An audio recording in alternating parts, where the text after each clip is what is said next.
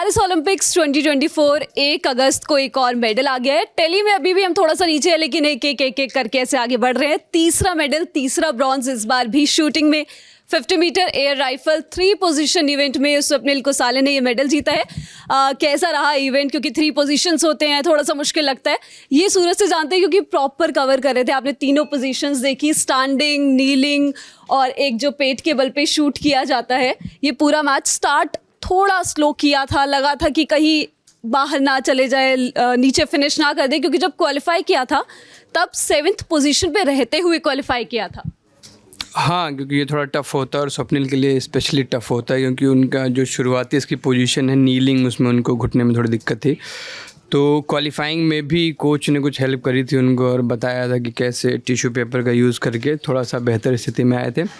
तो इसमें स्लो शुरुआत होनी थी क्योंकि नीलिंग उनका मजबूत पक्ष नहीं है। और जैसा कि गगन नारंग ने मेडल के बाद बताया कि इस इवेंट में आप शुरू के 2 जो राउंड्स होते हैं उसमें कुछ भी करें, लेकिन स्टैंडिंग्स में आप कैसा करते हैं ये इससे पता चलता है कि आप मेडल की तरफ कैसे जा रहे हैं। विनिंग जो आपका राउंड होता है वो स्टैंडिंग वाला होता है, जिसमें हमने देखा कि जो शुरू से लीड कर रहा था शूटर, वो स्टैंडिंग में अच्छा नहीं कर पाया तो वो बाहर हो गया और फिर यहाँ से नंबर 6-7 से ऊपर आते हुए हमारे शूटर ने ब्रॉन्ज मेडल पे ख़त्म किया। शूटिंग स्पेशली इसलिए भी अच्छी रही है क्योंकि हम लोगों ने एक्सपेक्ट नहीं किया था कि शूटिंग में मेडल्स आएंगे, क्योंकि जो बीते ओलंपिक्स रहे हैं, लास्ट 2012 लंदन ओलंपिक्स में मेडल आया था शूटिंग में, उसके बाद से खाली हाथ लौट रहे थे। तो ये इस वजह से भी ज़्यादा खास है ना कि एक साथ 3 मेडल्स। हाँ, और इवेंट्स हैं। 3 मेडल, 150 रुपये, 50-50 रुपये की शर्त लगी थी हर मेडल पे। और मैं 3 बार हार चुका हूँ गर्व से, मैं हारते रहना चाहता हूँ क्योंकि हमारे जो शूटर्स हैं वो लगातार चोक कर रहे थे, हर ओलंपिक में चोक कर रहे थे। 2012 के बाद से हमने रियो में देखा, फिर हमने टोक्यो में देखा, तो लगातार 2 ओलंपिक्स गए जहाँ से हमारे शूटर्स कुछ नहीं ला पाए। जबकि उन 2 ओलंपिक्स के बीच में जो भी इवेंट्स हो रहे हैं, फिर चाहे वो कॉमनवेल्थ हो, एशियन गेम्स हो या फिर एशियन चैम्पियनशिप्स हो या फिर उनके अपने वर्ल्ड कप्स हों, उनमें वो लगातार अच्छा कर रहे थे। ऐसा नहीं था कि कहीं से टैलेंट की कमी थी या कुछ भी। लेकिन बात ये भी है कि शूटिंग जो है बड़ा क्लोज सा गेम है, 0.1 के अंतर से आपका मेडल रह जाता है और आ जाता है। तो ऐसे गेम में मेडल लाना आसान नहीं होता, लेकिन फिर भी लगातार 2 बार निराश हुए, तो इस बार थोड़ी निराशा थी। लेकिन अब लग रहा है कि हाँ, अब एटलीस्ट आर्चर्स से तो बहुत अच्छे हैं। आर्चर्स इसलिए क्योंकि, लेकिन सूरज ये चीज़ है ना कि शूटिंग और आर्चरिंग दोनों इतना क्लोज और पॉइंट्स का मामला होता है ना। अगर आप 10 भी शूट कर रहे हो तो उसमें भी एकदम क्लोज। अगर आप 10 कर रहे हो तो, अगर आप 6, 7, 8 कर रहे हो तो फिर ठीक है, मैं उस विमेंस इवेंट के बारे में बात नहीं करूंगी। लेकिन जैसा धीरज का मैच हुआ था, राउंड ऑफ 16 का वो मैच था, क्वालिफाई करने से बस पॉइंट्स का मैटर था कि चूक गए, 2 पॉइंट समथिंग वो मैटर था कि सेंटर से इतना वो गिरा, 4 सेंटीमीटर सेंटर से इतना क्लोज रहते हुए 10 शूट किया, उसके बावजूद वो क्वालिफाई नहीं। हाँ, तो कई बार किस्मत आपके साथ नहीं होती है, लेकिन ओवरऑल शूटर्स हमारे जैसा कर रहे हैं। शूटर्स पे लौट आते हैं, मैं ही दूर चला गया था आर्चर्स पे। शूटर्स इस बार जैसा कर रहे हैं, बहुत सारी उम्मीदें जग रही हैं, क्योंकि ये जो भी शूटर्स हैं, आज के स्वप्निल को हटा दें तो बाकी दोनों हमारे 22 साल के शूटर्स हैं अभी तक जो मेडल जीते थे, सरबजोत और मनु भाकर।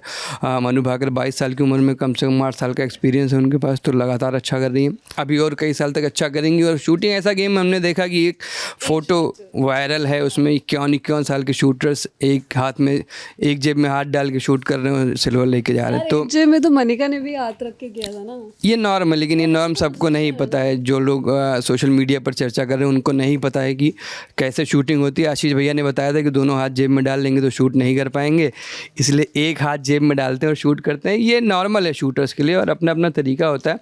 बाकी जो वायरल शूटर है उन पर कॉपी हो रही, वीडियो जल्दी ही मिलेगा, उन पर वीडियो जल्दी मिलेगा। लेकिन अभी और भी इवेंट्स है शूटिंग में, क्योंकि 3 मेडल्स आ गए हैं, आगे आप और एक्सपेक्ट करोगे। स्विफ्ट हैं, इनके अलावा मनु भाकर का एक और इवेंट होगा 25 मीटर वाला एयर पिस्टल, तो उधर भी बहुत ज़्यादा एक्सपेक्ट किया जाएगा। हाँ, मनु भाकर के लिए 25 मीटर पिस्टल वैसे जैसे जो रूट या फिर स्टीव स्मिथ के लिए टेस्ट क्रिकेट, वो उनका पेट इवेंट है। अगर 25 मीटर पिस्टल में वो नहीं जीतती हैं तो बड़ी निराशा होगी। ये जो दोनों आए, ये तो समझ लीजिए किसी वनडे वर्ल्ड कप में जो रूट ने आपको पूरा फाइनल तक जिता दिया हो अकेले खींच के। लेकिन वर्ल्ड टेस्ट चैंपियनशिप जब आएगी तब जो रूट ना परफॉर्म करें तो थोड़ा बुरा लगेगा। तो मुझे लग रहा है कि कम से कम 1 मेडल और मनु भाकर का आ रहा है, और अगर ऐसा हो गया तो ये रिकॉर्ड आने वाले 50 सालों में उनको इंडियन तोड़ नहीं पाएगा किसी भी इवेंट में।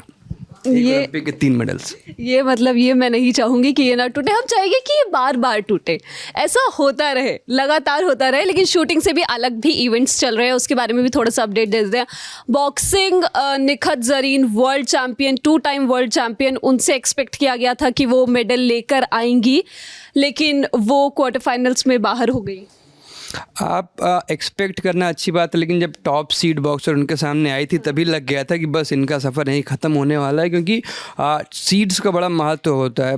अगर हमारा प्लेयर सीड ना हो तो अपने सीड प्लेयर भी कुछ अच्छा नहीं कर पाते हैं, कई बार चूक जाते हैं। लेकिन यहाँ पे वो के सामने आसान नहीं था ये मुकाबला, लेकिन हाँ ये था कि निखत इस मैच में और बेहतर कर सकती थी। यूनानिमस नहीं हारना था उन्हें, मैच को क्लोज ले जाती थोड़ा अच्छा लगता। लेकिन अब निखत से एक बड़ी उम्मीद थी, हमने जो भी चर्चा की थी मेडल्स की उनमें निखत का नाम आया था। तो ये एक निराशा है। एटलीस्ट एक मेडल तो यहाँ पे श्योर शॉट जो हो सकता था, भाग्य ने साथ नहीं दिया। अगर ये टॉप सीड बॉक्सर सेमी में मिलती या फाइनल में मिलती तो मेडल हमारा आ जाता, लेकिन ये शुरू में मिल गई और राउंड ऑफ 16 में मिल गई, तो ये नुकसान हुआ थोड़ा भाग्य का। और दूसरी चीज़ हम लोग एक्सपेक्ट कर रहे थे, क्योंकि बॉक्सिंग में कई सारे लोग गए थे, निशांत है, लवलीना है, अभी सिर्फ यही 2 लोग बचे हैं, क्योंकि अमित पंघाल पहले राउंड में बाहर हो गए। पहला मैच था वो बाय हुआ, उसके बाद दूसरे में वो हार गए।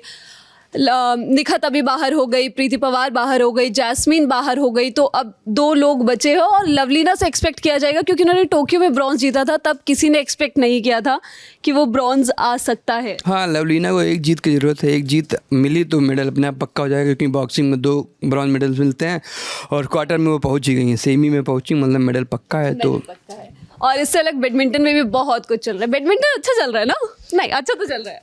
हाँ अच्छा चल रहा है, लेकिन अभी क्या है ना कि अभी तो नॉकआउट शुरू हुए हैं, अभी ग्रुप स्टेजेस ख़त्म हुए हैं, बैडमिंटन के नॉकआउट शुरू हुए हैं। तो अभी तक अगर आपसे गलती होती तो चल जाता, अब गलती का मतलब सीधे आप आउट हो गए। तो अब असली असली लक्ष्य जो है अब शुरू होने वाला। लक्ष्य ने अपना मैच जीतने के बाद यही कहा था कि मतलब अब असली जो चुनौती है वो अब शुरू होगी, तो अब थोड़ा टफ होगा। और बाकी हम पीवी सिंधु का मैच भी तो टफ है, पीवी सिंधु का टफ होगा, और उसके अलावा सात्विक चिराग का मैच आज होना है, आप वो एंजॉय कर सकते हैं। पूरी लाइव अपडेट्स आपको ललन टॉप स्पोर्ट्स के ट्विटर, सोशल मीडिया पे, ललन टॉप के चैनल पे मिलती रहेगी। आप मैचेस एंजॉय करते रहिए, हम आपके पास तक अपडेट्स लेके आते रहेंगे, और देखते रहिए दी ललन टॉप। शुक्रिया।